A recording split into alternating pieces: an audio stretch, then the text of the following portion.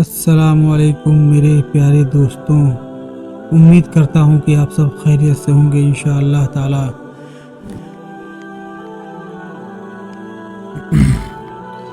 بسم اللہ الرحمن الرحیم۔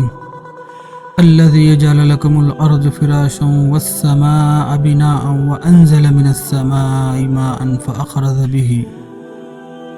فأخرج به من الثمرات رزقا لكم فلا تجعلوا لله اندادا وانتم تعلمون۔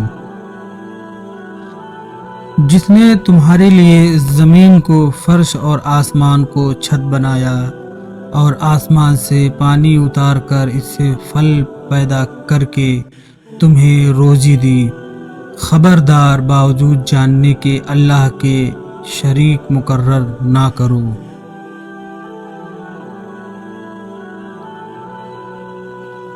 آیت نمبر 18 میں ان دو آیتوں آیت نمبر 21 اور 22 میں اسلام کی بنیادی عقیدے توحید کی دعوت دی گئی ہے اور مختصر انداز میں اس کی دلیل بھی بیان کر دی گئی ہے۔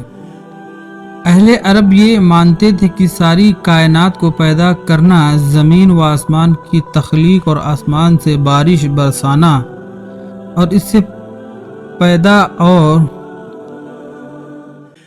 پیداوار اگانا، یہ سب کام اللہ تعالیٰ کے ہیں۔ اس کے باوجود یہ عقیدہ رکھتے تھے کہ اللہ تعالیٰ نے بہت سے کام بتوں کے سپرد کر رکھے ہیں اور وہ بت اپنے کاموں میں براہ راست فیصلہ کرنے کی صلاحیت رکھتے ہیں، لہٰذا وہ ان بتوں کی عبادت اس لیے کرتے تھے کہ وہ ان کی مدد کریں۔ اللہ تعالیٰ نے فرمایا، جب ہر چیز پیدا کرنے والے ہم ہیں اور ہمیں کائنات چلانے کے لیے کسی کی مدد کی ضرورت نہیں، تو عبادت کسی اور کی کرنا کتنے بڑے ظلم کی بات ہے۔ وَإِن كُنتُم فِي رَيْبٍ مِّمَّا نَزَّلْنَا عَلَىٰ عَبْدِنَا فَأْتُوا بِسُورَةٍ مِّن مِّثْلِهِ وَادْعُوا شُهَدَاءَكُم مِّن دُونِ اللَّهِ إِن كُنتُم صَادِقِينَ۔ ہم نے جو کچھ اپنے بندے پر اتارا ہے، اس میں اگر تمہیں شک ہو اور تم سچے ہو تو اس جیسی ایک صورت تو بنا لاؤ۔ تمہیں اختیار ہے کہ اللہ تعالیٰ کے سوا اپنے مددگاروں کو بھی بلا لو۔ فَإِن لَّمْ تَفْعَلُوا وَلَن تَفْعَلُوا فَاتَّقُوا النَّارَ الَّتِي وَقُودُهَا النَّاسُ وَالْحِجَارَةُ أُعِدَّتْ لِلْكَافِرِينَ۔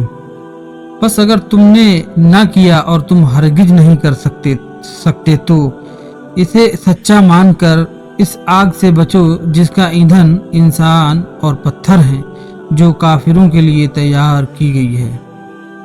تو دوستوں، یہ اللہ تعالیٰ نے قرآن مجید میں چیلنج دیا اور خوف کھائیے، دل اور پورا جسم لرز جاتا ہے، کانپ اٹھتا ہے کہ اللہ تعالیٰ کا چیلنج، یعنی اس کے سامنے کوئی کھڑا ہو سکتا ہے؟ استغفر اللہ استغفر اللہ استغفر اللہ۔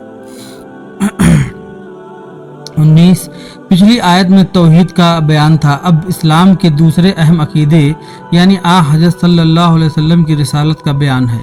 اور عرب کے جو لوگ قرآن پر ایمان لانے کے بجائے یہ الزام لگاتے تھے کہ حضرت صلی اللہ علیہ وسلم شاعر ہیں اور انہوں نے اپنی طرف سے یہ کلام بنا لیا ہے، انہیں زبردست چیلنج دیا گیا ہے کہ اگر ایسا کلام کوئی انسان بنا سکتا ہے تو تم بڑے فصیح و بلیغ ہو، تم سب مل کر قرآن جیسی کوئی ایک صورت بنا کر لے آؤ۔ ساتھ ہی قرآن نے دعویٰ کیا ہے کہ تم سب مل کر بھی ایسا نہیں کر سکو گے، اور واقعہ یہی ہے کہ اہل عرب جو اپنی زبان و ادب پر ناز کرتے تھے، ان سب کو اس چیلنج کے بعد سانپ سونگھ گیا اور کوئی شخص یہ چیلنج قبول کرنے کے لیے آگے نہ بڑھا۔ بڑے بڑے شاعروں اور ادیبوں نے اس خدائی کلام کے آگے گھٹنے ٹیک دیے اور اس طرح حضرت صلی اللہ علیہ وسلم رسالت اور قرآن کریم کی سچائی روز روشن کی طرح ثابت اور واضح ہو گئی۔